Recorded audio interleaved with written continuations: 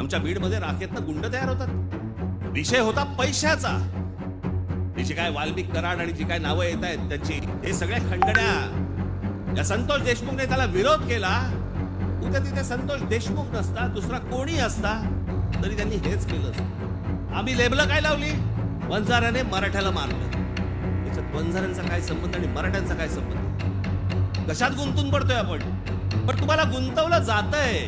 हे राजकीय पक्ष तुम्हाला गुंतवतायत त्याच्यातच गुंतून राहा. आज त्या बीडला जे झालं ते संतोष देशमुख काय बिचारे, त्यांना काय किती घाणेरड्या पद्धतीने मारावं, किती घाणेरड्या पद्धतीने मारावं. बरं, तुमच्या अंगामध्ये नसामध्ये जर एवढी क्रूरता भरलेली असेल ना, मी दाखवीन जागा, तिथे जा.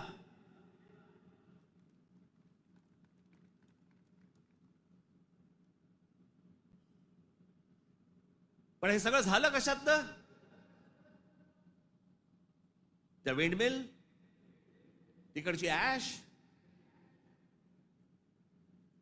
तो तिकडचा जो काय प्रकल्प, त्याच्यातनं निर्माण होणारी जी काही ती राख आहे. मी आजपर्यंत ऐकलं होतं की राखेमधनं फिनिक्स पक्षी उभारी घेतो. आमच्या बीडमध्ये राखेतनं गुंड तयार होतात. विषय होता पैशाचा. जी काय वाल्मिक कराड आणि जी काय नावं येत आहेत त्यांची, हे सगळ्या खंडण्या या संतोष देशमुखने त्याला विरोध केला. उद्या तिथे संतोष देशमुख नसता, दुसरा कोणी असता तरी त्यांनी हेच केलं असतं. विषय होता पैशांचा, विषय होता खंडणीचा, विरोध होता खंडणीला विरोध करणाऱ्यांचा. आम्ही लेबल काय लावली, वंजाऱ्याने मराठ्याला मारलं. त्याच्यात वंजाऱ्यांचा काय संबंध आणि मराठ्यांचा काय संबंध? कशात गुंतून पडतोय आपण? पण तुम्हाला गुंतवलं जातंय. हे राजकीय पक्ष तुम्हाला गुंतवतायत त्याच्यातच गुंतून राहा. आमच्या मुलांच्या शिक्षणाचा विचार करू नका, विषय आणू नका. आमच्याकडे रोज शेतकरी आत्महत्या करतायत. आता दिवसाला 7 आत्महत्या होतात दिवसाला शेतकऱ्यांच्या. पाहू नका.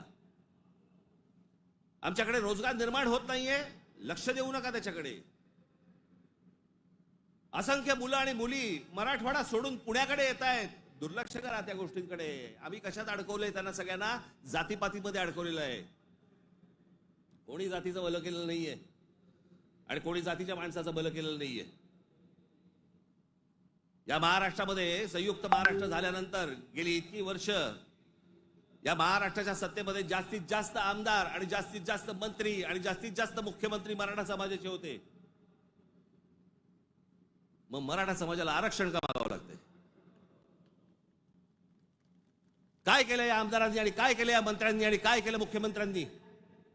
जर माझ्या मराठा समाजाला जर समजा आरक्षण मागायला लागत असेल, मग एवढे आमदार आजपर्यंत का निवडून दिले? एवढे खासदार आजपर्यंत का निवडून दिले? एवढे मुख्यमंत्री का झाले?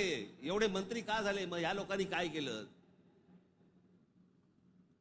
जात जातीला कधीच सांभाळत नाही. हे फक्त निवडणुकांमध्ये फक्त तुमची मतं घेण्यासाठी म्हणून फक्त जातीचा वापर करतात. याच्यानंतर काही होणार नाही.